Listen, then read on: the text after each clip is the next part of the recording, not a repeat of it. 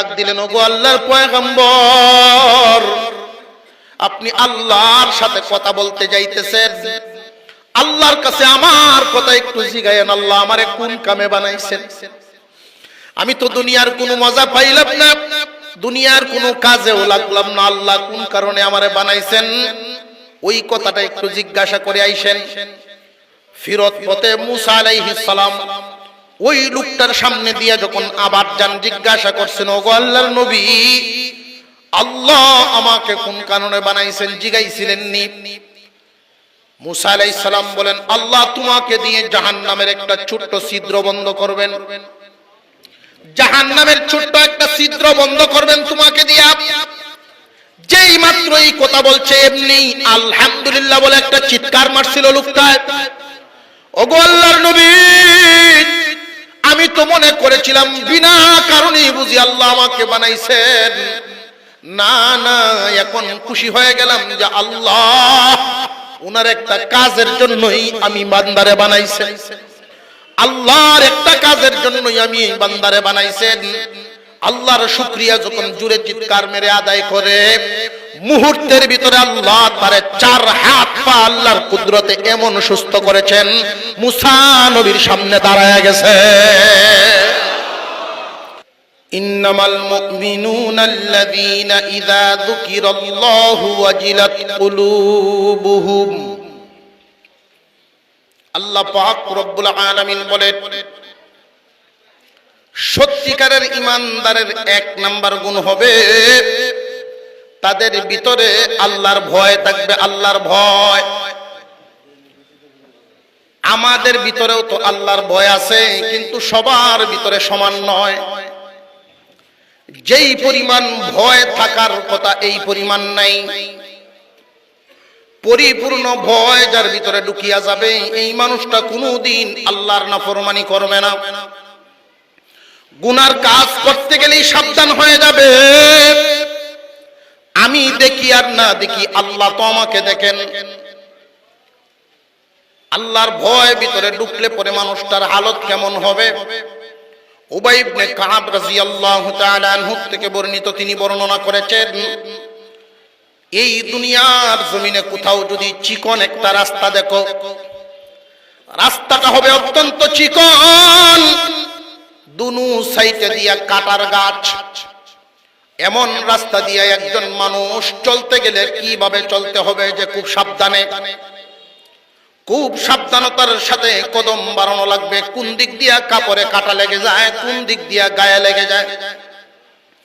একজন সত্যিকারের ঈমানদার এই দুনিয়ার জমিনে বসবাস করলে, চলাফেরা করলে, লেনদেন করলে, বাজার করলে, গৃহস্থী করলে সব সময় এই কথাটাই মনে রাখবে, কিভাবে চললে গুনাহ নামক কাঁটা লাইগা যায়। সাবধান থাকবে, খুব হুঁশিয়ার থাকবে, গুনাহকে খুব ভয় পাবে।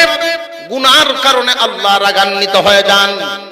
আল্লাহ পাক রব্বুল আলামিনের ভয় পরিপূর্ণ ভিতরে ঢুকাইতে হবে। সত্যিকারের ঈমানদারের 1 নাম্বার গুণ হলো ভিতরে আল্লাহর ভয় ঢুকানো। কিন্তু আল্লাহর ভয় তো আমাদের ভিতরে পরিপূর্ণ নাই, যেই পরিমাণ থাকার কথা এই পরিমাণ নাই। এই ভয়টা পরিপূর্ণ ঢুকানো কেমনে? বুজুর্গানে দ্বীনের সোহবতে যাওয়া লাগবে, আল্লাহ ওয়ালাদের কাছ থেকে চিকিৎসা নিতে হবে, পরামর্শ নিতে হবে। এই মজলিসে যেহেতু বসলেন, প্রসঙ্গগত এসে গেছে, আমি একটা পরামর্শ দিয়ে দেই আল্লাহর ভয় ভিতরে ঢুকানোর জন্য। প্রত্যেক দিন কমপক্ষে 5 থেকে 10 মিনিট সময় মুরাকাবা করবেন। কিসের মুরাকাবা? মৃত্যুর মুরাকাবা। আল্লাহর পয়গম্বর বলেন, মরার আগে একবার মরিয়া দেখো। কিয়ামতের কঠিন ময়দানে তোমার আমলনামা ফেরেশতারা গণনা করার আগে তুমি নিজে একবার গণনা করে হিসাব মিলাও।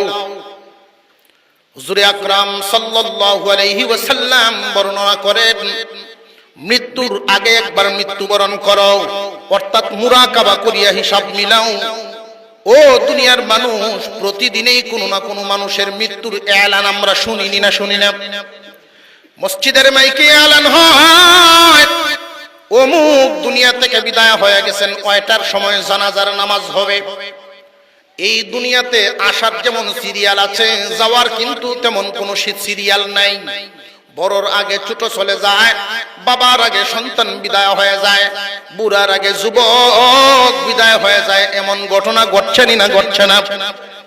রে যুবক, খুব মনোযোগ দিয়ে শুনেন, এখনই নিজেদেরকে গড়ার সময়। মৃত্যুর মুরাকাবা করা, দিনে যে কোনো একবার যায় নামাজে বসে নামাজের পরে 5টা মিনিট সময় চিন্তা ভাবনা করো যে তুমি মৃত্যুবরণ করেছো, হালতটা কি তৈরি হবে। তোমার মৃত্যুর পরে অন্যান্য মানুষের নাম যেইভাবে মসজিদে এলান করা হয়, এইভাবে তোমার নামটাও মাইকে এলান হবে। অমুক নাই ওইটার সময় জানাজার নামাজ হবে। মৃত্যুর কথা চিন্তা ভাবনা করো, চোখ বন্ধ করে। তোমার জন্য একদল মানুষ বাদাঘাট বাজারে চলে আসবে কাফনের কাপড় নেওয়ার জন্য, আরেক দল মানুষ কবর খোঁড়ার জন্য ব্যস্ত হয়ে যাবে, আরেক দল মানুষ বাঁশ কাটাকাটি করবে।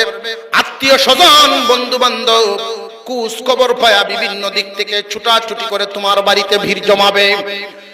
যেই মানুষগুলো তোমার বাড়িতে আসলে এদের আপ্যায়নের জন্য তুমি এক সময় ব্যস্ত হয়ে যাইতা, আজকে ওই মানুষগুলো তোমাকে চিরদিনের মতো বিদায় করার জন্য জমা হয়ে গেছে। আর তোমার লাশটা খাটের উপরে পড়ে আছে, মাথার নিচে একটা বালিশ পর্যন্ত নাই। এই লাশটাকে কিছুক্ষণ পরেই গরম পানি দিয়ে ধুইয়া চিরদিনের গোসল করানো হবে। মসজিদের পালকি তোমার বাসার সামনে হাজির হয়ে যাবে। বাচ্চারা বাবা বাবা করে কান্নাকাটি করে চিল্লাইতে থাকবে, এতিম বানায়া তুমি চিরদিনের জন্য বিদায় হয়ে গেলা। আত্মীয় স্বজন তোমাকে মসজিদের পালকিতে উঠায়া ওই যে মাটির ঘর, 3 সাইডে মাটি, উপরে থাকবে বাঁশের কাঠি, ওই ঘরে নিয়ে যাওয়ার জন্য রওনা দিবে। তুমি যে খালি হাতে কাফনের কাপড়ের ভিতরে তোমার বডি নিয়ে রওনা দিলা, সাথে কি নিয়েছো? অনেক লম্বা সফর। সাথে কি নিলা? এই হিসাবটা যখন তোমার মিলবে, প্রতিদিন 5টা মিনিট সময় এই স্মরণ যদি করতে পারেন, আস্তে আস্তে আল্লাহর ভয় ভিতরে ঢুকিয়া যাইব। ইন্নামাল মুমিনুনা আল্লাযীনা ইযা যুকিরাল্লাহু ওয়াজিলাত কুলুবুহুম। সত্যিকারের ঈমানদারের 1 নাম্বার গুণ হবে আল্লাহর ভয় ভিতরে ঢুকবে। আল্লাহর নাম শুনলে তার ভিতরে একটা কম্পন শুরু হয়ে যাবে। আজানের আওয়াজ শুনলে ব্যবসায় তারে আর আটকায় রাখতে পারবে না, নামাজে দাঁড়ায় যাবে। আজানের আওয়াজ শুনলে জমিনে তারে আটকায় রাখতে পারবে না, ক্ষেতের আইলো হইলেও নামাজে দাঁড়ায় যাবে। আজানের আওয়াজ শুনলে আরামের ঘুম তারে বাধা দিতে পারবে না, মসজিদে গিয়ে হাজির হয়েই যাবে। আল্লাহর বান্দার ভিতরে যখন আল্লাহর ভয় ঢুকিয়া যাবে, এটা 1 নাম্বার গুণ। মুমিনের 1 নাম্বার গুণ হলো আল্লাহর ভয় থাকবে তার ভিতরে। ইন্নামাল মুমিনুনা আল্লাযীনা ইযা যুকিরাল্লাহু ওয়াজিলাত কুলুবুহুম। সত্যিকারের ঈমানদারের 1 নাম্বার গুণ হলো তার ভিতরে আল্লাহর ভয় পরিপূর্ণ থাকবে। সত্যিকারের ঈমানদারের 2 নাম্বার গুণ, وَإِذَا تُلِيَتْ عَلَيْهِمْ آيَاتُهُ زَادَتْهُمْ إِيمَانًا। সত্যিকারের ঈমানদারের 2 নাম্বার গুণ হলো তার ভিতরে কুরআনুল কারীমের মহব্বত এত বেশি থাকবে, আল্লাহর কালাম শুনলেই তার ঈমান বাড়বে। আল্লাহর কালামের তিলাওয়াত, কালামুল্লাহর তিলাওয়াত শুনলেই তার ঈমান বাড়ে। ঈমান তো এমন এক দৌলতের নাম, চোখেও দেখা যায় না, হাতেও স্পর্শ করা যায় না। বাড়ে বা কমে কেমনে বুঝতাম? মুফাসসিরিনে কেরাম বলেন, কুরআনুল কারীমের তিলাওয়াত শুনলে যদি ভালো লাগে বুঝবে ঈমান বাড়ে। আল্লাহর কালামের তিলাওয়াত করতে যদি ভালো লাগে বুঝবে তোমার ঈমান বাড়ে। এই কালাম যারা তিলাওয়াত করে, মাদ্রাসায় পড়ে এবং পড়ায়, এদেরকে দেখলে যদি ভালো লাগে বুঝবে তোমার ঈমান বাড়ে। কোরআনের মহব্বত তোমার দিলের ভিতরে এত বেশি থাকা চাই, আল্লাহর কালামের মহব্বত যেন তোমার দিলের ভিতরে থাকা চাই। কিয়ামতের কঠিন ময়দানে আল্লাহর কালাম মানুষের জন্য সুপারিশ করতে থাকবে। মহান মাওলাই করিম লৌহে মাহফুজকে ডাক দিয়া জিজ্ঞাসা করবেন, রে লৌহে মাহফুজ, তোমার কাছে আমার কালাম সংরক্ষিত ছিল, হেফাজত ছিল, কালাম কই? লৌহে মাহফুজ বলিয়া দিবে, আল্লাহ, আপনার কালাম তো জিবরাইল আমিন আমার কাছ থেকে নিয়ে গেছে। কোথায় নিয়ে গেল? জিবরাইলকে জিজ্ঞাসা করেন। জিবরাইলকে জিজ্ঞাসা করা হবে। জিবরাইল আমিন বলবেন, আমি আস্তে আস্তে ক্রমান্বয়ে আপনার কালাম আপনার হাবিবের কাছে পৌঁছায়া দিছি। আমি এমন ভাবে হেফাজত করেছি, একটা আয়াত কোন জিন্নাত বা শয়তানকে চিনায় নিতে দেই নাই। যেইভাবে লৌহে মাহফুজ থেকে নিয়েছিলাম ওইভাবেই আপনার হাবিবের কাছে পৌঁছায়া দিছি। আল্লাহর হাবিবকে আল্লাহ পাক জিজ্ঞাসা করবেন, হাবিব আমার কালামের হেফাজত আপনি কি পরিমাণ করিয়াছেন? ইয়া রাব্বাল আলামিন, আপনার কালামের হেফাজতের জন্য তায়েফে গিয়ে আমি গায়ের রক্ত জড়াইলাম। আপনার কালামের হেফাজতের জন্য উহুদের ময়দানে আমি দন্দন শহীদ করে দিলাম। আপনার কালামের হেফাজত আমি করিয়ে আসছি। আমার কালাম এখন কই? আপনার কালাম আমার উম্মতের জিম্মাদারিতে দিয়ে আসছি। আমরা তো মনে করি শুধু কালামের হেফাজত করবে ওলামায়ে কেরাম, টুপিওয়ালা, দাড়িওয়ালা, যে না না, সমস্ত উম্মতের উপরে জিম্মাদারি আছে। সমস্ত উম্মতেই আল্লাহর কালামের জিম্মাদারি পালন করবে। যদি উম্মত দাবি করেন তাহলে জিম্মাদারি নিতে হবে। উম্মত যদি দাবি করেন জিম্মাদারি নিতে হবে। যদি জিম্মাদারি না নেন কিয়ামতের দিন ঠিকিয়া যাবেন। আল্লাহর কালামের হেফাজতের জিম্মাদারি প্রত্যেক উম্মতের উপরে নবীজি দিয়েছেন। এক একজন উম্মত এক এক ভাবের জিম্মাদারি পালন করবে।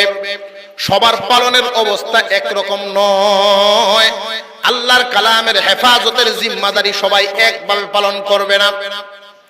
এই পৃথিবীর জমিনে একজন মানুষও যদি আল্লাহর কালামের হেফাজতের দায়িত্ব না নেয়, মহান আল্লাহ পাক রব্বুল আলামিন বুঝায় দিলেন দুনিয়াবাসী, তাওরাত, ইনজিল, জাবুর ওই সমস্ত কিতাবের মতো মনে করিও না এই কালামও পরিবর্তন হয়ে যাবে না।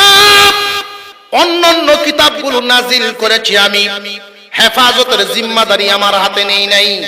কিন্তু এই কোরআনের বেলায় আল্লাহ বলেন, নাহনু নাযালনা যিকরা ওয়া ইন্না লাহু লাহাফিজুন। কোরআন নাজিল করেছি আমি, কোরআনের হেফাজতের জিম্মাদারিও নিলাম আমি আল্লাহ নিজের হাতে।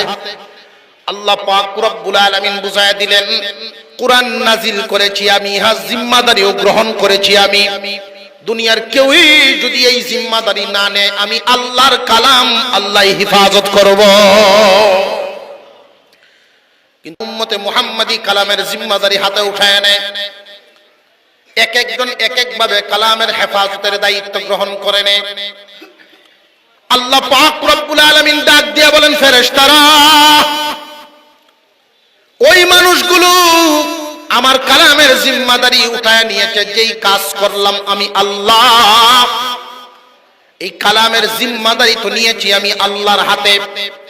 কিন্তু এই জিম্মাদারি আমি আল্লাহ করার আগেই দেখা যায় আমার বান্দারা করা শুরু করে দিয়েছে। আল্লাহর কালামের জিম্মাদারি কার? আল্লাহর। আল্লাহর কালামের হেফাজতের জিম্মাদারি আল্লাহর। তিনি ঘোষণা করেছেন, নাজিল করলাম আমি, হেফাজতও করব আমি। আল্লাহর কালাম আল্লাহ হেফাজত করবেন। কিন্তু বান্দা যখন এই হেফাজতের দায়িত্ব নিয়ে নেয়, মহান মাওলাই করিম ডাক দিয়া বলেন, ফেরেশতারা রে, আমার কালামের হেফাজতের জিম্মাদারি আমার কিছু বান্দায় যখন উঠায় নিল, আমি আল্লাহর কাজ বান্দায় করে, সুতরাং এদের মর্যাদা আমি আল্লাহ বাড়ায় দিব। কেমনে বাড়ান? খুব ভালো করে বুঝবেন। কিয়ামতের কঠিন ময়দানে আল্লাহর কালামের সাথে যখন আল্লাহ কথা বলবেন, আল্লাহর কালাম সামনে দাঁড়ায় যাবে। ও আমার কালাম, তোমার হেফাজতের জিম্মাদারি আমার বান্দারা, শেষ জামানার বান্দারা কেমনে করেছে? আল্লাহর কালাম আল্লাহর সামনে দাঁড়ায় বলবে, আল্লাহ, একদল মানুষ 6 থেকে 7 বছরের বাচ্চাকে আমাকে হেফাজত করার জন্য মাদ্রাসায় ভর্তি করে দিছে। যেই সন্তানগুলো মা বাবার মাঝখানে ঘুমানোর কথা, এই সন্তানগুলোরে মাদ্রাসায় ভর্তি করে আবাসিক বোর্ডিং এ রাখে, ফ্লোরে ঘুমায়। প্রচন্ড শীতের মধ্যে মা এবং বাবা যখন লেপ কম্বল নিয়ে ঘুমায়, এই সন্তানটার কথা মনে হয়, মার দিকে বাবা তাকায়া থাকেন, বাবার দিকে মা তাকায়া থাকেন, চোখের পানি ছাড়েন আর সন্তানের কথা মনে করেন। আবার মনের ভিতরে সান্ত্বনা নেন, আমাদের সন্তানটাকে তো আমাদের দুনিয়া কামাইয়ের জন্য দেই নাই, দিয়েছি আল্লাহর কালাম হেফাজত করার জন্য। এই কালামের মহব্বতে যখন সান্ত্বনা নেন, এই একদল মানুষ কালাম মুখস্থ করিয়ে হেফাজত করার জন্য কোরআনের হাফেজ হয়ে যায়। আল্লাহর কালাম হেফাজত করার জন্য কোরআনের হাফেজ হয়ে যায়, আর একদল মানুষ ব্যাখ্যা বিশ্লেষণ শিখে আলেম হয়ে যায়। আল্লাহ পাক রব্বুল আলামিন হাশরের মাঠে ঘোষণা দেন, ও আমার ফেরেশতারা, যারা হাফেজ আলেম, এদের মা বাবা গণের মাথার মধ্যে এমন কিছু টুপি পরায়া দাও, যেই টুপির আলো এত বেশি হবে চন্দ্র সূর্যের চাইতে সুন্দর। সমস্ত হাশরবাসীরা ওই টুপিওয়ালার দিকে তাকায়া থাকবে। হাফেজ আলেমদের পিতামাতার মর্যাদা মহান আল্লাহ ঘোষণা করে দিবেন হাশরের মাঠে। 2 নম্বরে ঘোষণা করা হবে হাফেজ এবং আলেমদের মর্যাদা ঘোষণা করা হবে কোরআনের মহব্বতের কারণে। আল্লাহর কালামের মহব্বত দিলের ভিতরে রাখবেন, আল্লাহ পাক রব্বুল আলামিন বলবেন কিয়ামতের কঠিন ময়দানে আল্লাহর কালামের সুপারিশ গ্রহণযোগ্য হবে। আল্লাহর কালাম সুপারিশ করতে থাকবে, আল্লাহ একদল মানুষ আলেমদেরকে মহব্বত করত, মসজিদ মাদ্রাসায় সাহায্যের সহযোগিতার হাত বাড়ায় দিত। এই সমস্ত মানুষ কিয়ামতের দিন তাদের কোনো সন্তান আলেম নাই, হাফেজও নাই। যাদের সন্তানাদি হাফেজ আলেম হবে, এদের তো মর্যাদা আল্লাহ বাড়ায় দিবেন। পরিবার পরিজন বংশবুনিয়াদের মধ্যে যদি আলেম উলামা থাকেন, তাদেরও মর্যাদা বাড়বে, সুপারিশের কারণে তারাও পার হয়ে যাবে। আমি ছোট্ট করে বলতেছি, শেষ পর্যন্ত একদল মানুষ অসহায় হয়ে দাঁড়ায় থাকবে, এদের বংশে কোনো আলেম নাই, হাফেজও নাই, কে এদের জন্য আল্লাহর কাছে সুপারিশ করবে? আল্লাহর কালাম দাঁড়ায় বলবে, আল্লাহ আমি তোমার কালাম এদের জন্য তোমার কাছে সুপারিশ করার জন্য দাঁড়াইছি। আল্লাহর কালাম দাঁড়াইবে সুপারিশ করার জন্য। ও আমার কালাম, তুমি সুপারিশ করবা কেন? যে দুনিয়াতে ওই মানুষগুলো আমি কালামকে বড় মহব্বত করত, আমি কোরআনকে মহব্বত করত, আমার তিলাওয়াত শুনলে এদের ঈমান বাড়তো, এদের ভালো লাগতো, আমার তিলাওয়াত শুনলে এদের বড় ভালো লাগতো। যারা তিলাওয়াত করত তাদেরকেও মহব্বত করত। আমি কালামকে এরা এই মানুষগুলো এমন ভাবে মহব্বত করত, রক্তের কোনো সম্পর্ক নাই, আত্মীয়র কোনো সম্পর্ক নাই, এরপরেও ছাত্রদেরকে লজিং রাইখা হাফেজ হওয়ার তৌফিক সুযোগ করে দিত।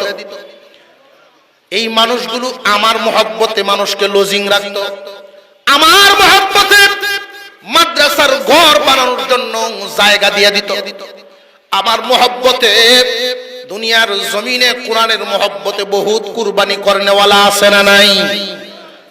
মাদ্রাসায় গিয়ে যখন দেখে ছাত্ররা ফ্লোরে পড়াশোনা করতেছে বসে বসে, ঠান্ডায় যেন কষ্ট না হয় এই জন্য আল্লাহর এক বান্দা এই কোরআনের মহব্বতে কার্পেট কিনে এদের বসার ব্যবস্থা করে দেয়। আল্লাহ এই মানুষগুলো তাদের বংশে কোনো আলেম নাই, কিন্তু আমি কালামের মহব্বত এদের দিলের ভিতরে ছিল। আমি আল্লাহর দরবারে সুপারিশ করি এই মানুষগুলোর যেন মাফ করে দেওয়া হয়। আল্লাহ পাক রব্বুল আলামিন বলবেন, কালাম এই মানুষগুলোর তো এই গুনাহ আছে, ওই গুনাহ আছে, এই গুনাহ আছে, গুনাহগার ওরা। আল্লাহর কালাম বলবেন, এরা গুনাহগার, এই জন্যই তো সুপারিশ করা লাগে। গুনাহ যদি না থাকতো সুপারিশ করা লাগতো না, এদেরকে মাফ করে দাও। আল্লাহ বলবেন গুনাহগার, কোরআন বলবে মাফ করে দাও। অবশেষে আল্লাহর কালাম ডাক দিয়ে বলবে, আল্লাহ যদি গো এদেরকে মাফ না করেন, আমি যে আপনার কালাম এটাও স্বীকার করেন। আল্লাহর দরবারে এমন ভাবে আল্লাহর কালাম জেরা করতে থাকবে, আমি যে আপনার কালাম এটা অস্বীকার করে ফেলেন, আল্লাহ পাক রব্বুল আলামিন বলবেন মঞ্জুর, তোমার সুপারিশ কার কার নামে আছে পেশ করো, আমি এদেরকে মাফ করে দিলাম। ইন্নামাল মুমিনুনা আল্লাযীনা ইযা